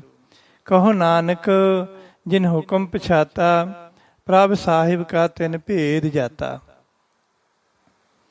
ਇਹ ਪਾਵਨ ਸ਼ਬਦ ਸ੍ਰੀ ਗੁਰੂ ਗ੍ਰੰਥ ਸਾਹਿਬ ਜੀ ਦੇ ਪਾਵਨ ਅੰਗ 885 ਦੇ ਉੱਪਰ ਹੈ। ਇਸ ਸਾਰੇ ਸ਼ਬਦ ਦਾ ਭਾਵ ਅਰਥ ਇਸ ਪ੍ਰਕਾਰ ਹੈ ਕਿ ਕੋਈ ਪ੍ਰਭੂ ਨੂੰ ਰਾਮ ਕਹਿੰਦਾ ਹੈ ਤੇ ਕੋਈ ਖੁਦਾ ਕਹਿੰਦਾ ਹੈ, ਕੋਈ ਗੁਸਾਈ ਕਹਿ ਕੇ ਸਿਮਰਨ ਕਰਦਾ ਹੈ ਤੇ ਕੋਈ ਅੱਲਾ ਕਰਕੇ ਯਾਦ ਕਰਦਾ ਹੈ। ਉਹ ਪ੍ਰਮਾਤਮਾ ਸਭ ਕਾਰਨਾਂ ਦਾ ਕਾਰਨ ਹੈ। ਕੋਈ ਕਹਿੰਦਾ ਹੈ ਕਿਰਪਾ ਕਰ ਤੇ ਕੋਈ ਕਹਿੰਦਾ ਰਹਿਮ ਕਰ। ਕੋਈ ਤੀਰਥ ਨਹਾਉਂਦਾ ਤੇ ਕੋਈ ਹੱਜ ਜਾਂਦਾ, ਕੋਈ ਪੂਜਾ ਕਰਦਾ ਹੈ ਤੇ ਕੋਈ ਸਿਰ ਨਵਾ ਕੇ ਨਮਾਜ਼ ਕਰਦਾ ਹੈ। ਕੋਈ ਵੇਦਾਂ ਨੂੰ ਪੜ੍ਹਦਾ ਹੈ ਤੇ ਕੋਈ ਕੁਰਾਨ ਆਦਿਕ ਪੁਸਤਕਾਂ ਨੂੰ ਵਾਚਦਾ ਹੈ। ਕੋਈ ਨੀਲੇ ਕੱਪੜੇ ਪਾਉਂਦਾ ਹੈ ਤੇ ਕੋਈ ਸਫੇਦ ਕੱਪੜੇ ਪਾਉਂਦਾ ਹੈ। ਕੋਈ ਆਪਣੇ ਆਪ ਨੂੰ ਤੁਰਕ ਕਹਾਉਂਦਾ ਹੈ ਤੇ ਕੋਈ ਆਪਣੇ ਆਪ ਨੂੰ ਹਿੰਦੂ ਕਹਾਉਂਦਾ ਹੈ। ਕੋਈ ਬਹਿਸ਼ਤਾਂ ਨੂੰ ਪਾਉਣਾ ਚਾਹੁੰਦਾ ਹੈ ਤੇ ਕੋਈ ਸਵਰਗਾਂ ਦੀ ਚਾਹਤ ਰੱਖਦਾ ਹੈ। ਪੰਜਵੇਂ ਗੁਰੂ ਨਾਨਕ ਜੀ ਕਹਿੰਦੇ ਹਨ ਕਿ ਜਿਹੜਾ ਪ੍ਰਭੂ ਦੀ ਰਜ਼ਾ ਨੂੰ ਪਹਿਚਾਣਦਾ ਹੈ ਉਹ ਹੀ ਮਾਲਕ ਦੇ ਭੇਦ ਨੂੰ ਜਾਣ ਸਕਦਾ ਹੈ। ਫਿਰ ਗੁਰੂ ਜੀ ਨੇ ਹੋਰ ਕਈ ਸ਼ਬਦਾਂ ਦਾ ਉਚਾਰਨ ਕੀਤਾ, ਜਿਵੇਂ ਖਾਕ ਨੂਰ ਕਰਦੰ ਆਲਮ ਦੁਨਿਆਏ, ਅਸਮਾਨ ਜ਼ਮੀਨ ਦਰਖਤ ਆਬ ਪੈਦਾਸ਼ ਖੁਦਾਏ, ਬੰਦੇ ਚਸ਼ਮ ਦੀਦੰ ਫਨਾਏ, ਦੁਨੀਆ ਮਰਦਾਰ ਖੁਰਦਨੀ ਗਾਫਲ ਹਵਾਏ। ਇਹ ਤਲੰਗ ਰਾਗ ਦਾ ਸ਼ਬਦ ਹੈ। ਹੋਰ ਵੀ ਸਤਿਗੁਰੂ ਜੀ ਨੇ ਬਚਨ ਕੀਤੇ, ਅਵਲ ਅਲਹ ਨੂਰ ਉਪਾਇਆ ਕੁਦਰਤ ਕੇ ਸਭ ਬੰਦੇ, ਏਕ ਨੂਰ ਤੇ ਸਭ ਜਗ ਉਪਜਿਆ ਕੌਣ ਭਲੇ ਕੋ ਮੰਦੇ। ਇਹ ਪ੍ਰਭਾਤੀ ਰਾਗ ਦਾ ਸ਼ਬਦ ਹੈ, ਕਬੀਰ ਜੀ ਦਾ ਉਚਾਰਨ ਕੀਤਾ ਹੋਇਆ। ਇਹਨਾਂ ਦੋਵਾਂ ਸ਼ਬਦਾਂ ਦਾ ਅਰਥ ਇੱਕੋ ਜਿਹਾ ਹੀ ਹੈ ਕਿ ਜਿਸ ਤਰ੍ਹਾਂ ਘੁਮਿਆਰ ਇੱਕੋ ਭਾਂਡੇ ਨਾਲ ਕਈ ਤਰ੍ਹਾਂ ਦੇ ਭਾਂਡੇ ਬਣਾਉਂਦਾ, ਉਸੇ ਤਰ੍ਹਾਂ ਹੀ ਪ੍ਰਮਾਤਮਾ ਨੇ ਇੱਕੋ ਜਿਹੀ ਮਿੱਟੀ ਮਿਲਾ ਕੇ ਜਗਤ ਦੇ ਜੀਵਾਂ ਦੀ ਰਚਨਾ ਕੀਤੀ ਹੈ। ਲੋਕ ਆਪਣੀਆਂ ਅੱਖਾਂ ਨਾਲ ਦੇਖਦੇ ਹਨ ਕਿ ਦੁਨੀਆ ਨਾਸ਼ਵੰਦ ਹੈ, ਪਰ ਫਿਰ ਵੀ ਦੁਨੀਆ ਮਾਇਆ ਦੇ ਲਾਲਚ ਵਿੱਚ ਫਸ ਕੇ ਈਸ਼ਵਰ ਨੂੰ ਭੁੱਲ ਕੇ ਹਰਾਮ ਖਾਂਦੀ ਰਹਿੰਦੀ ਹੈ ਤੇ ਪਰਾਇਆ ਹੱਕ ਖੋਹਦੀ ਰਹਿੰਦੀ ਹੈ। ਇਸ ਤਰ੍ਹਾਂ ਬਚਨ ਕਰਦਿਆਂ ਸ਼ਾਮ ਹੋ ਗਈ ਤੇ ਬਾਦਸ਼ਾਹ ਨੇ ਸਭਾ ਭੰਗ ਕਰ ਦਿੱਤੀ। ਬਾਦਸ਼ਾਹ ਨੇ ਗੁਰੂ ਗ੍ਰੰਥ ਸਾਹਿਬ ਜੀ ਦੇ ਮਾਮਲੇ ਵਿੱਚ ਕੋਈ ਨਾਰਾਜ਼ਗੀ ਨਾ ਦਿਖਾਈ, ਸਗੋਂ ਗੁਰੂ ਜੀ ਨਾਲ ਸਹਿਮਤੀ ਪ੍ਰਗਟ ਕੀਤੀ। ਪਰ ਹੋਰ ਕਿਸੇ ਵੀ ਮਾਮਲਿਆਂ ਵਿੱਚੋਂ ਬਾਦਸ਼ਾਹ ਨੇ ਸਭਾ ਵਿੱਚ ਕੋਈ ਉਜਰ ਨਾ ਕੀਤਾ ਅਤੇ ਦਰਬਾਰ ਵਿੱਚੋਂ ਉੱਠ ਕੇ ਚਲਾ ਗਿਆ। ਇਸ ਤਰ੍ਹਾਂ ਕਵੀ ਭਾਈ ਸੰਤੋਖ ਸਿੰਘ ਜੀ ਦਾ ਸੂਰਜ ਪ੍ਰਕਾਸ਼ ਵਿੱਚ ਲਿਖਿਆ ਹੋਇਆ ਬਚਨ ਹੈ। ਪਰ ਜੋ ਪੰਜਾਬੀ ਭਾਸ਼ਾ ਪੰਜਾਬੀ ਯੂਨੀਵਰਸਿਟੀ ਪਟਿਆਲਾ ਨੇ ਕੁਝ ਲਿਖਿਆ, ਉਹਨਾਂ ਨੇ ਇਸ ਪ੍ਰਕਾਰ ਲਿਖਿਆ।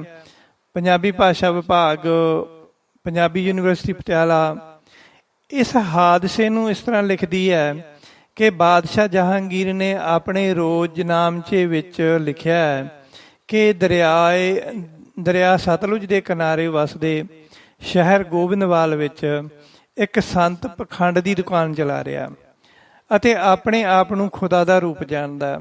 ਬਹੁਤ ਸਾਰੇ ਮੁਸਲਮਾਨ ਕਾਫਰ ਹੋ ਕੇ ਉਸ ਦੇ ਕੋਲ ਜਾਂਦੇ ਹਨ ਅਤੇ ਅੱਗੇ ਹੋਰ ਲਾਹੌਰ ਵਾਲੀ ਕਾਰਵਾਈ ਬਾਰੇ ਪੰਜਾਬੀ ਯੂਨੀਵਰਸਿਟੀ ਪਟਿਆਲਾ ਨੇ ਲਿਖਿਆ ਹੈ ਕਿ ਬਾਦਸ਼ਾਹ ਜਹਾਂਗੀਰ ਨੇ ਗੁਰੂ ਜੀ ਨੂੰ ਅਪਰਾਧੀ ਜਾਣ ਕੇ ਇਸ ਤਰ੍ਹਾਂ ਦਾ ਹੁਕਮ ਸੁਣਾਇਆ, ਫਰਮੂਦ ਕਿਉਰਾ ਬਾ ਸਿਆਸਤ ਬਾ ਯਾਸਾ ਰਸਾਨੰਦ।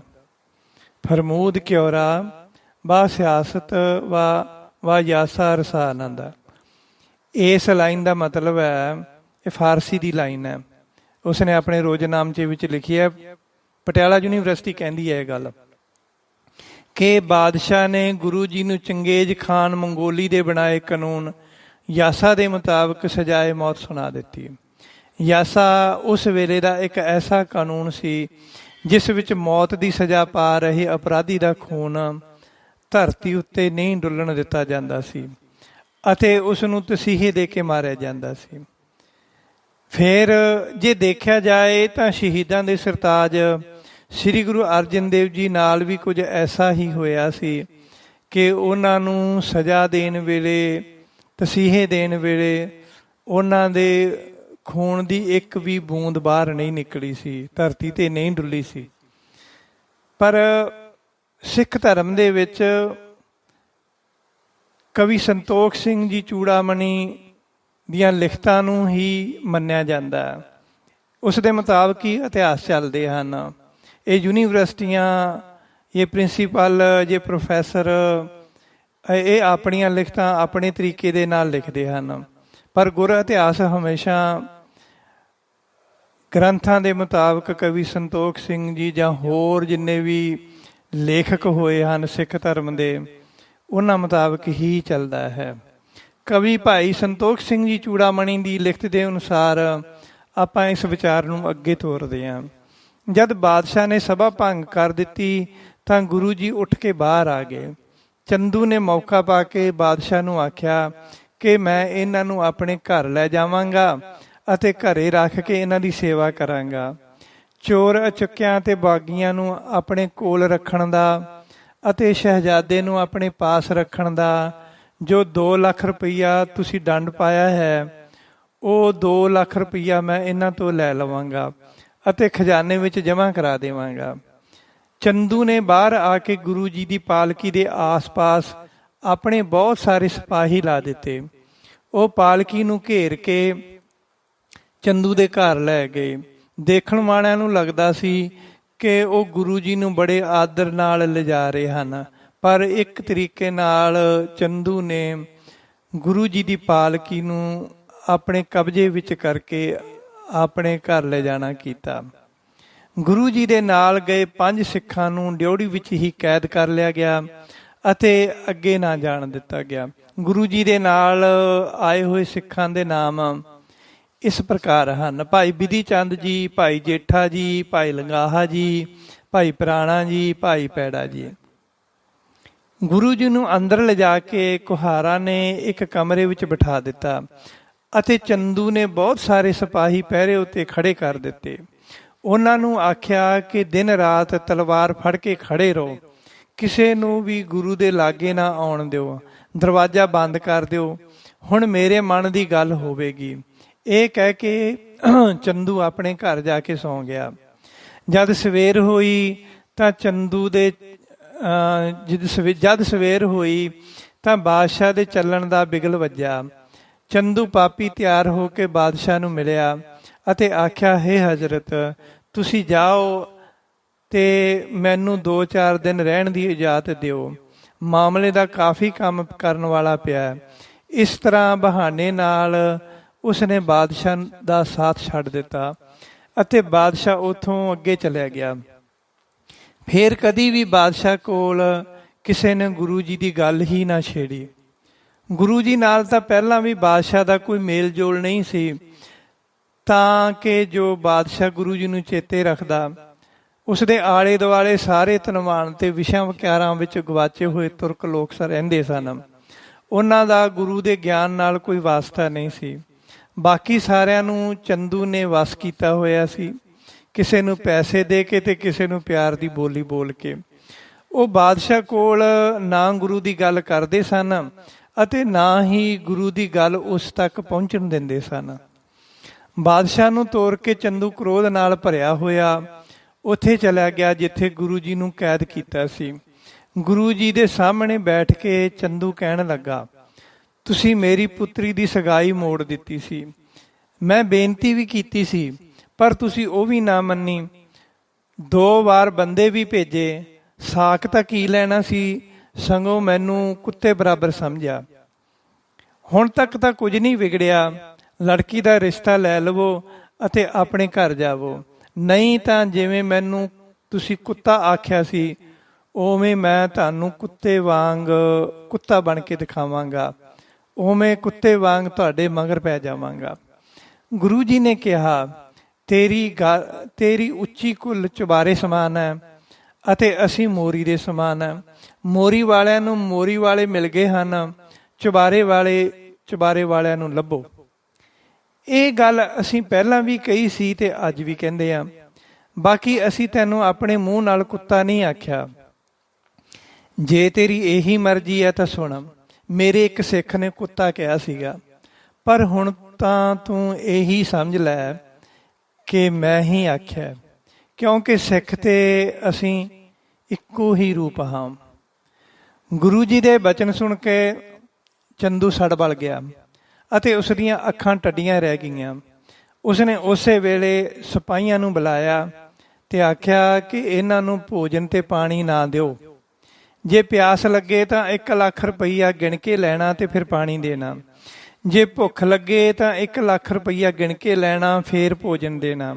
ਜੇ ਨੀਂਦ ਆਏ ਤਾਂ ਪਹਿਲਾਂ 1 ਲੱਖ ਰੁਪਏ ਲੈਣਾ ਤੇ ਫਿਰ ਸੌਂ ਜਾਣ ਦੇਣਾ, ਵਰਨਾ ਕੁਝ ਵੀ ਨਹੀਂ ਕਰਨਾ। ਲੱਗਦਾ ਹੈ ਹੁਣ ਇਹ ਝੁਕਣਗੇ ਨਹੀਂ, ਹੁਣ ਮੈਂ ਇਹਨਾਂ ਨੂੰ ਮਾਰ ਦੇਵਾਂਗਾ। ਗੁਰੂ ਜੀ ਨੇ ਕਿਹਾ, ਇੱਕ ਗੱਲ ਪੱਕੇ ਤੌਰ ਉੱਤੇ ਮੰਨ ਲਓ, ਹੁਣ ਅਸੀਂ ਨਾ ਸੌਵਾਂਗੇ, ਨਾ ਪਾਣੀ ਪੀਵਾਂਗੇ, ਨਾ ਭੋਜਨ ਖਾਵਾਂਗੇ। ਅਸੀਂ ਇੱਕ ਥਾਂ ਉੱਤੇ ਹੀ ਬੈਠੇ ਰਵਾਂਗੇ। ਜਿਵੇਂ ਤੇਰਾ ਮਨ ਕਰਦਾ ਉਵੇਂ ਹੀ ਕਰ ਲੈ। ਚੰਦੂ ਨੂੰ ਹੋਰ ਗੁੱਸਾ ਆਇਆ ਤੇ ਉਹ ਸਿਪਾਹੀਆਂ ਨੂੰ ਕਹਿਣ ਲੱਗਾ, ਗੁਰੂ ਉੱਤੇ ਤਕੜਾਈ ਕਰੋ, ਨਾ ਸੌਣ ਦਿਓ, ਨਾ ਲੰਮੇ ਪੈਣ ਦਿਓ, ਨਾ ਬੋਲਣ ਦਿਓ। ਕੋਈ ਇਸ ਨੂੰ ਮਿਲਣ ਵੀ ਨਾ ਆਏ। ਸਿੱਖਾਂ ਨੂੰ ਦਰਵਾਜ਼ੇ ਵਿੱਚ ਹੀ ਰੱਸੇ ਨਾਲ ਬੰਨ੍ਹ ਲਓ। ਇਹ ਕਹਿ ਕੇ ਦੁਸ਼ਟ ਆਪਣੇ ਘਰ ਚਲਾ ਗਿਆ।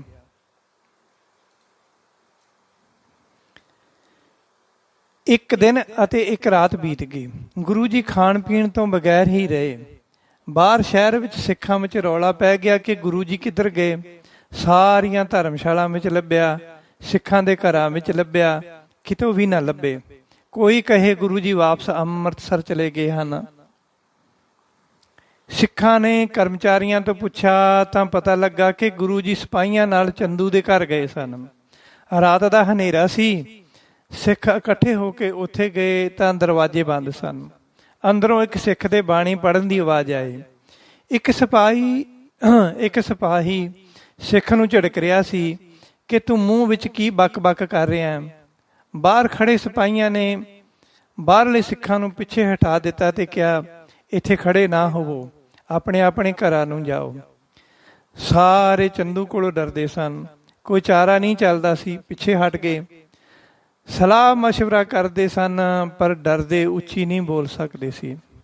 ਦੂਜੇ ਦਿਨ ਚੰਦੂ ਫਿਰ ਗੁਰੂ ਜੀ ਕੋਲ ਆਇਆ ਅਤੇ ਗੁਰੂ ਜੀ ਨੂੰ ਬੋਲ ਕੇ ਕਮਜ਼ੋਰ ਕਰਨਾ ਚਾਹੁੰਦਾ ਸੀ ਅਤੇ ਕਹਿੰਦਾ, ਹੁਣ ਮੈਂ ਤੁਹਾਨੂੰ ਜਿਉਂਦਾ ਨਹੀਂ ਛੱਡਾਂਗਾ। ਉਹ ਬਹੁਤ ਕਸ਼ਟ ਦੇ ਕੇ ਤੁਹਾਡੀ ਇੱਜ਼ਤ ਖੋਹ ਲਵਾਂਗਾ। ਸਿਪਾਹੀਆਂ ਨੂੰ ਆਖਿਆ, ਅੱਗ ਬਾਲ ਕੇ ਪਾਣੀ ਗਰਮ ਕਰੋ, ਉਸ ਵਿੱਚ ਇਹਨਾਂ ਨੂੰ ਬਿਠਾਵੋ ਅਤੇ ਇਸ ਤਰ੍ਹਾਂ ਤਪਾਵੋ ਜਿਵੇਂ ਮੈਂ ਤਪਦਾ ਰਿਹਾ ਹਾਂ। ਸਿਪਾਹੀਆਂ ਨੇ ਦੇਗ ਭਰ ਕੇ ਪਾਣੀ ਉਬਾਲਿਆ। ਚੰਦੂ ਨੇ ਫੇਰ ਕਿਹਾ, ਰਿਸ਼ਤਾ ਮੰਨ ਲਵੋ, ਨਹੀਂ ਤਾਂ ਤੁਹਾਨੂੰ ਪਾਣੀ ਵਾਲੀ ਦੇਗ ਵਿੱਚ ਉਬਾਲ ਦਿੱਤਾ ਜਾਵੇਗਾ। ਗੁਰੂ ਜੀ ਨੇ ਕਿਹਾ, ਸਾਨੂੰ ਡਰਾ ਨਾ, ਜਿਵੇਂ ਅਸੀਂ ਪਹਿਲਾਂ ਕਿਹਾ ਹੈ ਉਹ ਹੀ ਯੋਗ ਹੈ। ਇਸ ਕੰਮ ਵਿੱਚ ਤੂੰ ਜਿੰਨੀ ਵੀ ਅਵੱਗਿਆ ਕਰੇਂਗਾ, ਅੰਤ ਸਮੇਂ ਤੂੰ ਓਨਾ ਹੀ ਦੁੱਖ ਪਾਏਂਗਾ। ਚੰਦੂ ਕਹਿਣ ਲੱਗਾ, ਹੁਣ ਗਿਆਨ ਨਾ ਸਮਝਾਓ, ਤੁਸੀਂ ਮੈਨੂੰ ਕੁੱਤਾ ਆਖਿਆ, ਹੁਣ ਮੈਂ ਕੁੱਤਾ ਬਣ ਕੇ ਤੁਹਾਡੇ ਪ੍ਰਾਣ ਲਵਾਂਗਾ। ਚੰਦੂ ਨੇ ਨੌਕਰਾਂ ਨੂੰ ਕਿਹਾ, ਜਿਹੜਾ ਪਾਣੀ ਉਬਾਲਿਆ ਹੈ ਗੁਰੂ ਨੂੰ ਫੜ ਕੇ ਉਸ ਵਿੱਚ ਪਾ ਦਿਓ। ਪਰ ਗੁਰੂ ਜੀ ਆਪੇ ਹੀ ਉੱਠ ਕੇ ਗਰਮ ਪਾਣੀ ਵਿੱਚ ਬੈਠ ਗਏ। ਇਹ ਦੇਖ ਕੇ 5 ਸਿੱਖਾਂ ਵਿੱਚ ਹਾਹਾਕਾਰ ਮਚ ਗਈ। ਭਾਈ ਪੁਰਾਣੇ ਕੋਲੋਂ ਜਰਿਆ ਨਾ ਗਿਆ ਤੇ ਉਹ ਗੁਰੂ ਜੀ ਵੱਲ ਜਾਣ ਲੱਗਿਆ ਤਾਂ ਕਿ ਉਹ ਗੁਰੂ ਜੀ ਨੂੰ ਪਾਣੀ ਵਿੱਚੋਂ ਬਾਹਰ ਕੱਢ ਲਵੇ। ਪਰ ਸਿਪਾਹੀਆਂ ਨੇ ਉਸ ਨੂੰ ਬਹੁਤ ਸਾਰੇ ਸੋਟੇ ਮਾਰ ਕੇ ਉੱਥੇ ਹੀ ਫੜ ਲਿਆ। ਗੁਰੂ ਜੀ ਨੇ ਕਿਹਾ, ਮੇਰੇ ਪਾਸ ਨਾ ਆਓ, ਪਾਪੀ ਦੀ ਜੜ ਖਾਰੇ ਪਾਣੀ ਵਿੱਚ ਪੈ ਗਈ ਆ। ਅਸੀਂ ਤਾਂ ਪ੍ਰਾਣ ਛੱਡਣੇ ਹੀ ਹਨ, ਤੁਸੀਂ ਮੇਰੇ ਕੋਲ ਆ ਕੇ ਸਜ਼ਾ ਕਿਉਂ ਪਾਉਂਦੇ ਹੋ। ਭਾਈ ਪੁਰਾਣਾ ਹੱਥ ਜੋੜ ਕੇ ਖੜਾ ਹੋ ਗਿਆ ਤੇ ਆਪਣੀ ਸ਼ਕਤੀ ਵਿਖਾਉਣ ਵਾਸਤੇ ਗੁਰੂ ਜੀ ਕੋਲੋਂ ਆਗਿਆ ਮੰਗਣ ਲੱਗਾ। ਹੇ ਗੁਰੂ ਜੀ, ਦਿੱਲੀ ਤੇ ਲਾਹੌਰ ਦੋਵੇਂ ਵੱਡੇ ਸ਼ਹਿਰ ਹਨ। ਜੇ ਤੁਸੀਂ ਕਹੋ ਤਾਂ ਮੈਂ ਇਹਨਾਂ ਨੂੰ ਆਪਣੇ ਹੱਥਾਂ ਉੱਤੇ ਚੁੱਕ ਕੇ ਇਸ ਤਰ੍ਹਾਂ ਪੜ੍ਹਾ ਦੇਵਾਂ ਜਿਵੇਂ ਤਾਲੀ ਮਾਰੀ ਦੀ ਹੈ। ਹੁਣ ਮੇਰੇ ਕੋਲੋਂ ਤੁਹਾਡਾ ਦਰਦ ਜਰਿਆ ਨਹੀਂ ਜਾਂਦਾ। ਬੇਸ਼ੱਕ ਤੁਸੀਂ ਮੁੱਖ ਵਿੱਚੋਂ ਕੁਝ ਨਾ ਕਹੋ, ਬਸ ਇਸ਼ਾਰਾ ਹੀ ਕਰ ਦਿਓ। ਗੁਰੂ ਜੀ ਨੇ ਕਿਹਾ, ਇਹ ਸ਼ਕਤੀ ਤੂੰ ਕਿੱਥੋਂ ਪਾਈ ਹੈ ਜਿਹੜੀ ਹੁਣ ਦਿਖਾਉਣਾ ਚਾਹੁੰਦਾ ਹੈ। ਭਾਈ ਪੁਰਾਣੇ ਨੇ ਕਿਹਾ, ਗੁਰੂ ਜੀ, ਇਹ ਸ਼ਕਤੀ ਤਾਂ ਤੁਹਾਡੀ ਸੇਵਾ ਕਰਕੇ ਹੀ ਪਾਈ ਹੈ, ਪਰ ਜਿਨ੍ਹਾਂ ਦੇ ਰਾਜ ਵਿੱਚ ਤੁਹਾਡੇ ਨਾਲ ਅਨਿਆਂ ਹੋ ਰਿਹਾ, ਇਹ ਚੰਦੂ ਮੂਰਖ ਕੀ ਚੀਜ਼ ਹੈ, ਤੁਰਕ ਵੀ ਨਹੀਂ ਰਹਿਣਗੇ। ਗੁਰੂ ਜੀ ਨੇ ਕਿਹਾ, ਜਿਨ੍ਹਾਂ ਦੀ ਸੇਵਾ ਕਰਕੇ ਤੂੰ ਸ਼ਕਤੀ ਪਾਈ ਹੈ ਉਹ ਤਾਂ ਅਜਰ ਨੂੰ ਜਰ ਰਹੇ ਹਨ ਤੇ ਤੂੰ ਸ਼ਕਤੀ ਦਾ ਹੰਕਾਰ ਕਰਦਾ। ਤੇਰੇ ਵਿੱਚ ਸ਼ਕਤੀ ਹੈ ਕਿ ਨਹੀਂ, ਤੂੰ ਆਪਣੇ ਮਨ ਵਿੱਚ ਕਿਵੇਂ ਜਾਣਦਾ? ਜੇ ਜਾਣਦਾ ਹੈ ਤਾਂ ਚੁੱਪ ਕਰ ਰਹੋ, ਕੁਝ ਨਾ ਕਹੋ, ਬੈਠ ਕੇ ਦੇਖਦੇ ਰਹੋ, ਨਹੀਂ ਤਾਂ ਖਾਲੀ ਰਹਿ ਜਾਓਗੇ ਅਤੇ ਬਾਅਦ ਵਿੱਚ ਪਛਤਾਓਗੇ। ਅਸੀਂ ਤਾਂ ਹੁਣ ਇਸੇ ਤਰ੍ਹਾਂ ਹੀ ਕਾਰਨ ਕਰਨਾ ਹੈ। ਇਹ ਸੁਣ ਕੇ ਭਾਈ ਪ੍ਰਾਣਾ ਚੁੱਪ ਕਰ ਗਿਆ, ਧੌਣ ਨੀਵੀਂ ਕਰ ਲਈ ਅਤੇ ਫੇਰ ਸਿਰ ਝੁਕਾ ਕੇ ਬੈਠਾ ਰਿਹਾ। ਉੱਪਰ ਮੂੰਹ ਚੁੱਕ ਕੇ ਨਾ ਦੇਖਿਆ। ਗੁਰੂ ਜੀ ਦੇਗ ਵਿੱਚ ਬੈਠੇ ਸਨ, ਹੇਠਾਂ ਅੱਗ ਬਲ ਰਹੀ ਸੀ। ਗੁਰੂ ਜੀ ਦੇ ਡਰ ਕਰਕੇ ਅੱਗ ਨੇ ਆਪਣਾ ਸੁਭਾਅ ਪਲਟਾ ਲਿਆ, ਸੇਕ ਛੱਡ ਕੇ ਠੰਡੀ ਹੋ ਗਈ। ਗੁਰੂ ਜੀ ਨੂੰ ਆਪਣੀ ਗਰਮੀ ਨਾ ਦਿਖਾਈ, ਗੁਰੂ ਜੀ ਨੂੰ ਪਾਣੀ ਵਿੱਚ ਗਰਮੀ ਨਾ ਲੱਗੀ। ਕਾਫੀ ਸਮੇਂ ਤੱਕ ਪਾਣੀ ਵਿੱਚ ਬੈਠੇ ਰਹੇ। ਫੇਰ ਮੂਰਖ ਪਾਪੀ ਨੇ ਆਪ ਕਹਿ ਕੇ ਬਾਹਰ ਕਢਵਾਏ ਅਤੇ ਗੁੱਸੇ ਦੀ ਅੱਗ ਵਿੱਚ ਸੜਦਾ ਹੋਇਆ ਉਹ ਮੂਰਖ ਪਾਪੀ ਚੰਦੂ ਆਪਣੇ ਘਰ ਚਲਾ ਗਿਆ।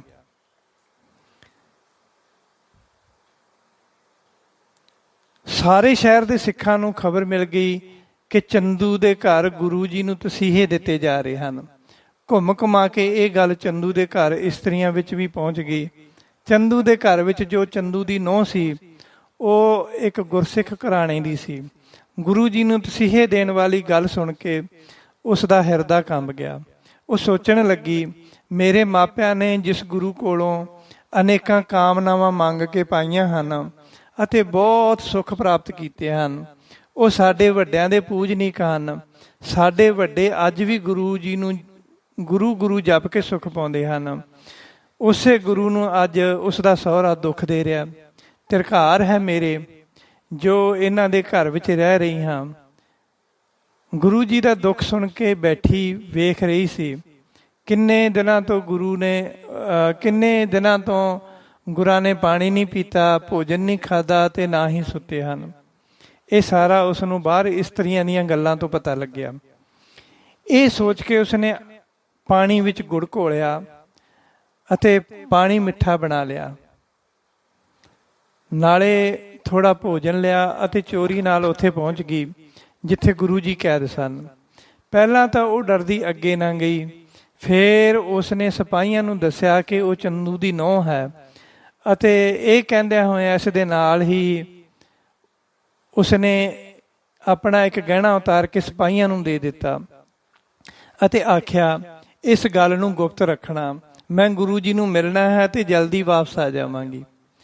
ਸਿਪਾਹੀ ਲਾਲਚ ਕਾਰਨ ਚੁੱਪ ਰਹੇ ਅਤੇ ਉਹ ਗੁਰੂ ਜੀ ਪਾਸ ਪਹੁੰਚ ਗਏ। ਗੁਰੂ ਜੀ ਨੂੰ ਦੇਖਦਿਆਂ ਹੀ ਉਹ ਰੋਣ ਲੱਗ ਪਈ।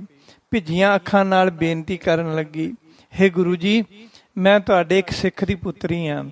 ਮੈਂ ਇਸ ਘਰ ਵਿੱਚ ਆਉਣ ਦੇ ਯੋਗ ਨਹੀਂ ਸੀ, ਪਰ ਪਤਾ ਨਹੀਂ ਮੇਰਾ ਕਿਹੜਾ ਮਾੜਾ ਕਰਮ ਮੇਰੇ ਸਾਹਮਣੇ ਆਇਆ ਕਿ ਮੈਂ ਚੰਦੂ ਦੇ ਪੁੱਤਰ ਨੂੰ ਵਿਆਹੀ ਗਈ ਅਤੇ ਹੁਣ ਮੈਂ ਇਸ ਘਰ ਵਿੱਚ ਵਸ ਰਹੀ ਹਾਂ ਜਿੱਥੇ ਮੇਰੇ ਪਿਆਰੇ ਸਤਿਗੁਰੂ ਜੀ ਨੂੰ ਤਸੀਹੇ ਦਿੱਤੇ ਜਾ ਰਹੇ ਹਨ। ਹੇ ਸਤਿਗੁਰੂ ਜੀ, ਤੁਸੀਂ ਮੈਨੂੰ ਆਪਣੀ ਪੁੱਤਰੀ ਜਾਣੋ ਤੇ ਆਹ ਮਿੱਠਾ ਪਾਣੀ ਪੀਵੋ ਤੇ ਨਾਲੇ ਥੋੜਾ ਭੋਜਨ ਛਕ ਲਵੋ। ਗੁਰੂ ਜੀ ਨੇ ਕਿਹਾ, ਤੇਰੇ ਸ਼ਾਬਾਸ਼ ਹਨ ਪੁੱਤਰੀ, ਜੋ ਤੂੰ ਇਸ ਤਰ੍ਹਾਂ ਪ੍ਰੇਮ ਰੱਖਿਆ। ਜੇ ਆਪਣਾ ਕਲਿਆਣ ਚਾਹੁੰਦੇ ਹੋ ਤਾਂ ਸਾਡੇ ਨਾਲ ਹੀ ਆਪਣਾ ਸਰੀਰ ਛੱਡ ਦੇਵੋ, ਕਿਉਂਕਿ ਚੰਦੂ ਦੀਆਂ ਜੜ੍ਹਾਂ ਉਖੜ ਗਈਆਂ ਹਨ। ਜਦ ਮਰੇਗਾ ਤਾਂ ਨਰਕਾਂ ਵਿੱਚ ਪਵੇਗਾ, ਸਾਰਾ ਘਰ ਤਬਾਹ ਹੋ ਜਾਏਗਾ ਅਤੇ ਸਾਰਾ ਪਰਿਵਾਰ ਆਸਰਾ ਰਹਿਤ ਹੋ ਜਾਣਾ। ਸਾਰੇ ਦੁੱਖ ਵਿੱਚ ਲੀਨ ਹੋ ਕੇ ਰੋਂਦੇ ਰੋਂਦੇ ਮਰ ਜਾਣਗੇ। ਇਸ ਗੱਲ ਨੂੰ ਗੁਪਤ ਰੱਖੋ, ਕਿਸੇ ਨੂੰ ਨਾ ਦੱਸੋ।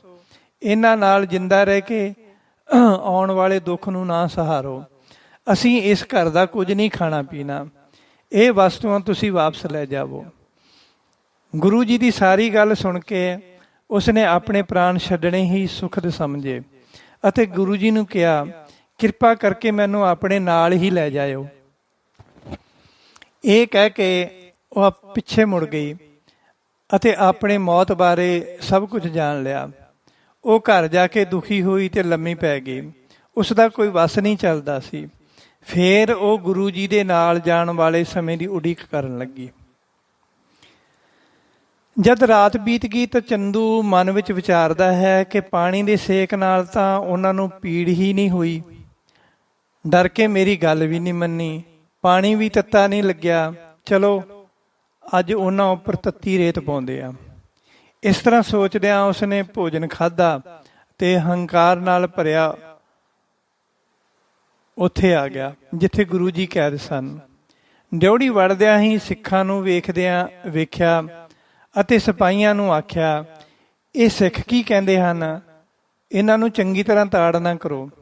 ਇਸ ਤਰ੍ਹਾਂ ਕਹਿ ਕੇ ਉਸਨੇ ਸਿੱਖਾਂ ਨੂੰ ਬਹੁਤ ਸਾਰੇ ਸੋਟੇ ਮਰਵਾਏ। ਸਿੱਖ ਗੁਰੂ ਜੀ ਦੇ ਡਰ ਕਰਕੇ ਚੁੱਪ ਰਹੇ ਅਤੇ ਕਿਸ ਤਰ੍ਹਾਂ ਕੋਈ ਉਜ਼ਰ ਨਾ ਕੀਤਾ। ਫਿਰ ਉਹ ਗੁਰੂ ਜੀ ਕੋਲ ਗਿਆ ਅਤੇ ਦੁਰਬਚਨ ਬੋਲ ਕੇ ਆਖਣ ਲੱਗਾ, ਕੁੱਤਾ ਕਹਿਣ ਦਾ ਫਲ ਪਾ ਲਿਆ ਕਿ ਨਹੀਂ? ਹੁਣ ਤੱਕ ਤਾਂ ਕਿਹੜੀ ਸਜ਼ਾ ਮਿਲੀ ਹੈ ਤੁਹਾਨੂੰ? ਅੱਜ ਦੇਖੋ ਮੈਂ ਤੁਹਾਨੂੰ ਕੀ ਸਜ਼ਾ ਦਿੰਦਾ।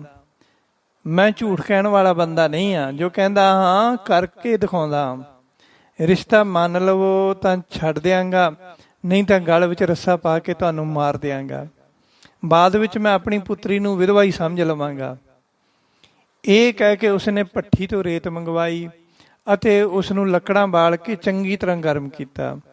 ਜੇਠ ਦਾ ਮਹੀਨਾ ਹੋਣ ਕਰਕੇ ਬਹੁਤ ਗਰਮੀ ਸੀ, ਹਰ ਸ਼ੈ ਤਪਤ ਰਹੀ ਸੀ, ਗਰਮ ਲੂ ਵਗਦੀ ਸੀ ਜੋ ਕਿਸੇ ਕੋਲ ਬਰਦਾਸ਼ਤ ਨਹੀਂ ਹੋ ਰਹੀ ਸੀ।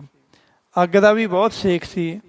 ਗਰਮ ਰੇਤ ਵੇਖ ਕੇ ਚੰਦੂ ਬੋਲਿਆ, ਗੁਰੂ ਨੂੰ ਬਾਹਰ ਲੈ ਕੇ ਆਓ।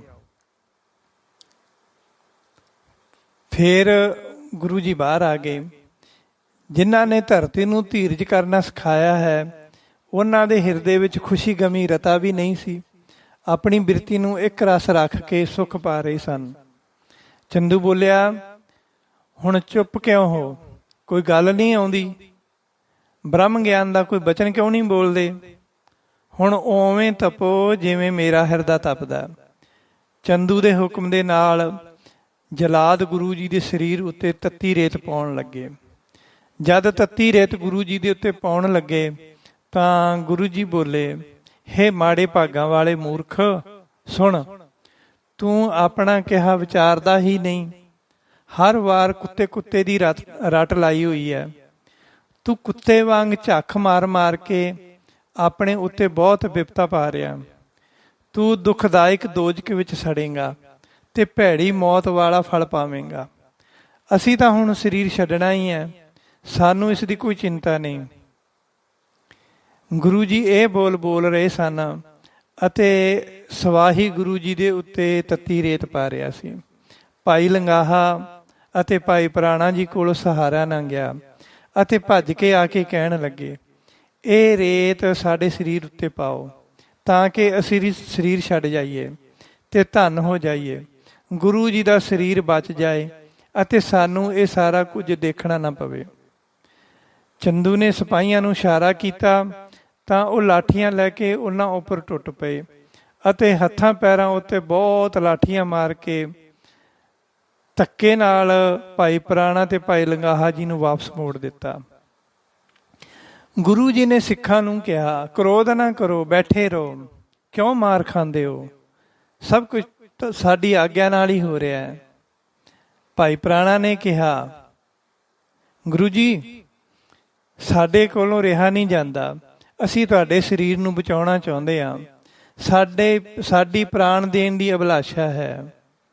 ਗੁਰੂ ਜੀ ਨੇ ਕਿਹਾ, ਇਹ ਤਾਂ ਤਦ ਹੀ ਹੋਵੇਗਾ ਜਦ ਸਾਡੀ ਆਗਿਆ ਹੋਵੇਗੀ, ਭਾਵ ਕਿ ਤੁਹਾਡੇ ਪ੍ਰਾਣ ਤਦ ਹੀ ਜਾਣਗੇ ਜਦ ਅਸੀਂ ਪ੍ਰਾਣਾਂ ਨੂੰ ਆਗਿਆ ਦੇਵਾਂਗੇ। ਹੁਣ ਤੁਸੀਂ ਸਾਡਾ ਖੇਲ ਪਸਾਰਾ ਵੇਖਦੇ ਰਹੋ ਬੈਠ ਕੇ। ਦੁਸ਼ਟ ਨੇ ਗੁਰੂ ਜੀ ਨੂੰ ਦੁੱਖ ਦੇਣ ਵਾਸਤੇ ਤੱਤੀ ਰੇਤ ਉੱਪਰ ਬਿਠਾਇਆ ਸੀ, ਪਰ ਗੁਰੂ ਜੀ ਸਥਿਰ ਬੈਠੇ ਸਨ, ਕੋਈ ਅੰਗ ਨਹੀਂ ਹਿਲ ਰਿਹਾ ਸੀ। ਇਸ ਤਰ੍ਹਾਂ ਬੈਠੇ ਸਨ ਜਿਵੇਂ ਕੋਈ ਨਰਮ ਆਸਣ ਦੇ ਉੱਪਰ ਬੈਠਾ ਹੁੰਦਾ। ਫੇਰ ਦੁਸ਼ਟ ਨੇ ਕਿਹਾ, ਕੜਛੇ ਲੈ ਕੇ ਤੱਤੀ ਰੇਤ ਸਿਰ ਉੱਤੇ ਤੇ ਸਰੀਰ ਉੱਤੇ ਪਾਓ। ਫੇਰ ਸਵਾਹੀ ਕੜਛੇ ਭਰ ਕੇ ਸਰੀਰ ਉੱਤੇ ਪਾਉਣ ਲੱਗਾ, ਗੁਰੂ ਜੀ ਦੇ ਸਿਰ ਉੱਤੇ ਪਾਉਣ ਲੱਗਾ, ਗੁਰੂ ਜੀ ਦੇ ਸਰੀਰ ਉੱਤੇ ਪਾਉਣ ਲੱਗਾ। ਪਰ ਗੁਰੂ ਜੀ ਕੁਝ ਨਾ ਬੋਲੇ ਅਤੇ ਸਥਿਰ ਬੈਠੇ ਰਹੇ। ਗੁਰੂ ਜੀ ਮਨ ਕਰਕੇ ਦੁੱਖ ਤੇ ਦਰਦ ਤੋਂ ਰਹਿਤ ਸਨ। ਪਰ ਗੁਰੂ ਜੀ ਦੀ ਨਿੱਜੀ ਇੱਛਾ ਕਰਕੇ ਉਹਨਾਂ ਦੇ ਸਰੀਰ ਉੱਤੇ ਬਹੁਤ ਸਾਰੇ ਫਲੂਹੇ ਨਿਕਲ ਆਏ ਸਨ। ਇਸ ਤਰ੍ਹਾਂ 2 ਪੈਰ ਭਾਵ 6 ਘੰਟੇ ਲਗਾਤਾਰ ਗੁਰੂ ਜੀ ਦੇ ਸਰੀਰ ਉੱਤੇ ਤੱਤੀ ਰੇਤ ਪੈਂਦੀ ਰਹੀ ਅਤੇ ਦੁਸ਼ਟ ਪਾਪੀ ਚੰਦੂ ਖੜਾ ਦੇਖਦਾ ਰਿਹਾ। ਗੁਰੂ ਜੀ ਅਡੋਲ ਬੈਠੇ ਰਹੇ, ਉਹ ਨਾ ਜਰੇ ਨੂੰ ਜਰਨ ਦੀ ਹੱਦ ਦਿਖਾ ਰਹੇ ਸਨ। ਇੰਦਰ ਸਮੇਤ ਸਾਰੇ ਦੇਵਤੇ ਦੇਖਦੇ ਸਨ ਅਤੇ ਕਹਿੰਦੇ ਸਨ ਕਿ ਕਿਸੇ ਨੇ ਵੀ ਅੱਜ ਤੱਕ ਐਸਾ ਕਸ਼ਟ ਨਹੀਂ ਝੱਲਿਆ, ਕਿਸੇ ਨੇ ਵੀ ਅੱਜ ਤੱਕ ਐਸਾ ਕਸ਼ਟ ਨਹੀਂ ਝੱਲਿਆ ਹੋਣਾ। ਸਾਰੇ ਧੰਨ ਧੰਨ ਕਹਿ ਰਹੇ ਸਨ। ਇਸ ਤਰ੍ਹਾਂ ਪਾਪਾਂ ਭਰਿਆ ਮਹਾਨ ਕਾਰਾ ਵਰਤਾ ਕੇ ਦੁਸ਼ਟ ਆਪਣੇ ਘਰ ਚਲਾ ਗਿਆ। ਗੁਰੂ ਜੀ ਨੂੰ ਰੇਤ ਤੋਂ ਉਠਾ ਕੇ ਪਹਿਲਾਂ ਵਾਲੀ ਥਾਂ ਉੱਪਰ ਬਿਠਾ ਦਿੱਤਾ। ਉਹਨਾਂ ਦੇ ਸਰੀਰ ਦੇ ਸੜਨ ਕਾਰਨ ਬਹੁਤ ਸਾਰੇ ਸਰੀਰ ਉੱਤੇ ਫਲੂਹੇ ਪੈ ਗਏ ਸਨ। ਪਹਿਰ ਰਾਤ ਬੀਤੀ ਤਾਂ ਉਹਨਾਂ ਲੋਕਾਂ ਵਿੱਚ ਖਲਬਲੀ ਮਚ ਗਈ ਜੋ ਸੰਸਾਰ ਵਿੱਚ ਵੱਡੇ ਪੱਧਰ ਉੱਤੇ ਕਰਾਮਾਤਾਂ ਦੇ ਮਾਲਕ ਸਨ। ਗੋਰਖ ਆਪਣੇ 84 ਸਿੱਧਾਂ ਸਮੇਤ ਆਇਆ, ਜੋ ਵੱਡੀ ਸਮਾਧੀ ਲਾਉਣ ਅਤੇ ਵੱਡੀ ਕਰਾਮਾਤ ਦਿਖਾਉਣ ਦੇ ਵਿੱਚ ਪ੍ਰਸਿੱਧ ਸੀ। ਉਸਨੇ ਆਉਂਦਿਆਂ ਹੀ ਪਹਿਰੇਦਾਰ ਸਿਪਾਹੀਆਂ ਨੂੰ ਨੀਂਦ ਵਿੱਚ ਸੁਲਾ ਦਿੱਤਾ ਸਮੋਹਨ ਕਰਕੇ, ਅਤੇ ਫਿਰ ਗੁਰੂ ਜੀ ਦੇ ਸਾਹਮਣੇ ਖੜੇ ਹੋ ਕੇ ਬੇਨਤੀ ਕਰਨ ਲੱਗਾ, ਤੁਹਾਡੇ ਹਿਰਦੇ ਵਿੱਚ ਦ੍ਰਿੜ ਨਿਸ਼ਚਾ ਹੈ, ਨਾ ਜਰੇ ਜਾਣ ਵਾਲੇ ਨੂੰ ਤੁਸੀਂ ਜਰਿਆ ਹੈ, ਤੁਹਾਡੇ ਬਰਾਬਰ ਹੋਰ ਕੋਈ ਨਹੀਂ ਹੋ ਸਕਦਾ। ਇੰਨੀ ਗਰਮੀ ਵਿੱਚ ਤੁਸੀਂ ਡੋਲੇ ਨਹੀਂ, ਆਸਣ ਸਥਿਰ ਰੱਖਿਆ ਹੈ। ਦੁਸ਼ਟ ਦਾ ਨਾਸ਼ ਕਰਨ ਵਾਸਤੇ ਤੁਸੀਂ ਨਾ ਕੋਈ ਇੱਛਾ ਰੱਖਦੇ ਹੋ, ਨਾ ਕੋਈ ਤਾਕਤ ਵਿਖਾਉਂਦੇ ਹੋ। ਪਰ ਹੁਣ ਮੈਂ ਇਸ ਪਾਪੀ ਦੇ ਜਿੰਨੇ ਵੀ ਘਰ ਹਨ ਉਹਨਾਂ ਸਾਰਿਆਂ ਨੂੰ ਉਲਟਾ ਦਿੰਦਾ। ਇਹ ਅਵੱਗਿਆ ਮੈਂ ਜ਼ਰੂਰ ਕਰਾਂਗਾ। ਮੇਰੀ ਅਵੱਗਿਆ ਦਾ ਇਹ ਫਲ ਹੋਵੇਗਾ ਕਿ ਅੱਗੇ ਤੋਂ ਕੋਈ ਵੀ ਸੰਤਾਂ ਮਹਾਤਮਾ ਤੇ ਸਤਿਗੁਰਾਂ ਨੂੰ ਦੁਖੀ ਨਹੀਂ ਕਰੇਗਾ। ਗੁਰੂ ਜੀ ਨੇ ਕਿਹਾ, ਅਸੀਂ ਅਜਿਹੀਆਂ ਖੇਡਾਂ ਨਹੀਂ ਖੇਡਣੀਆਂ। ਪ੍ਰਭੂ ਜੋ ਕਰਦਾ ਹੈ ਸੋ ਠੀਕ ਕਰਦਾ ਹੈ। ਹੋਣਹਾਰ ਉੱਤੇ ਨਿਸ਼ਚਾ ਕਰਦੇ ਹਾਂ। ਇਹੀ ਸੰਤਾਂ ਦਾ ਸ੍ਰਿਸ਼ਟ ਮਤ ਕਿਹਾ ਜਾਂਦਾ। ਗੁਰੂ ਜੀ ਦਾ ਨਵੇਕਲਾ ਅੰਦਾਜ਼ ਦੇਖ ਕੇ ਜੋਗੀ ਧੰਨ ਧੰਨ ਕਹਿ ਕੇ ਚਲੇ ਗਏ। ਫਿਰ ਇੱਕ ਪਲ ਵਿੱਚ ਕੁਝ ਦਾ ਕੁਝ ਕਰਨ ਵਾਲੇ ਸਾਈਂ ਮੀਆਂ ਮੀਰ ਜੀ ਨੂੰ ਜਦ ਪਤਾ ਲੱਗਾ ਤਾਂ ਉਹ ਵੀ ਬਹੁਤ ਸਾਰੇ ਪੀਰਾਂ ਸਮੇਤ ਅਤੇ ਸ਼ਕਤੀਆਂ ਸਮੇਤ ਗੁਰੂ ਜੀ ਕੋਲ ਹਾਜ਼ਰ ਹੋਏ, ਜੋ ਕਰਾਮਾਤ ਵਿੱਚ ਪੂਰਨ ਕਾਮਲ ਫਕੀਰ ਸਨ। ਨਮਸਕਾਰ ਕਰਕੇ ਗੁਰੂ ਜੀ ਅੱਗੇ ਖਲੋ ਗਏ ਅਤੇ ਬੇਨਤੀ ਕਰਕੇ ਕਿਹਾ, ਤੁਸੀਂ ਸਰੀਰ ਉੱਤੇ ਇੰਨਾ ਕਸ਼ਟ ਕਿਉਂ ਸਹਿ ਰਹੇ ਹੋ? ਮੈਂ ਦੁਸ਼ਟ ਨੂੰ ਹੁਣੇ ਮਾਰ ਦਿੰਦਾ, ਦੇਰ ਨਹੀਂ ਲਾਵਾਂਗਾ, ਕੇਵਲ ਤੁਸੀਂ ਆਗਿਆ ਦਿਓ। ਗੁਰੂ ਜੀ ਨੇ ਕਿਹਾ, ਤੁਸੀਂ ਸਾਰੇ ਪਸਾਰੇ ਨੂੰ ਇੱਕ ਅੱਖ ਨਾਲ ਦੇਖੋ। ਇਹਨਾਂ ਵਿੱਚੋਂ ਸਿਰਫ ਇੱਕ ਆਤਮਾ ਹੀ ਸੱਚੀ ਹੈ, ਬਾਕੀ ਇਹ ਜਗਤ ਪਸਾਰੇ ਨੂੰ ਝੂਠਾ ਮੰਨੋ। ਸਾਡੇ ਸਰੀਰ ਛੱਡਣ ਵਿੱਚ ਵੀ ਅਜਿਹੀ ਹੀ ਗੱਲ ਹੈ। ਹੁਣ ਸਮਾਂ ਆ ਗਿਆ, ਅਸੀਂ ਪਰਮੇਸ਼ਰ ਦੇ ਸਾਰੇ ਕਾਰਨਾਂ ਨੂੰ ਸੱਚੇ ਕਰਕੇ ਜਾਣਾ। ਤੁਸੀਂ ਆਪਣੇ ਸਥਾਨ ਤੇ ਜਾਵੋ ਅਤੇ ਸਾਡੀ ਖੇਡ ਲੀਲਾ ਵਿੱਚ ਨਾ ਆਓ। ਇਹ ਸੁਣ ਕੇ ਸਾਈਂ ਜੀ ਸਮੇਤ ਸਾਰੇ ਪੀਰਾਂ ਦੇ ਧੰਨ ਧੰਨ ਕਹਿੰਦੇ ਹੋਏ ਵਾਪਸ ਚਲੇ ਗਏ। ਸਾਰੇ ਸਿਪਾਹੀ ਸਾਵਧਾਨ ਹੋ ਕੇ ਕਹਿਣ ਲੱਗੇ, ਕੀ ਅਸੀਂ ਸੌਂ ਗਏ ਸੀ? ਜੇ ਗੁਰੂ ਜੀ ਚਲੇ ਜਾਂਦੇ ਤਾਂ ਚੰਦੂ ਨੇ ਸਾਨੂੰ ਮਰਵਾ ਦੇਣਾ ਸੀ। ਗੁਰੂ ਜੀ ਨੂੰ ਸਾਡੀ ਇਸ ਤਰ੍ਹਾਂ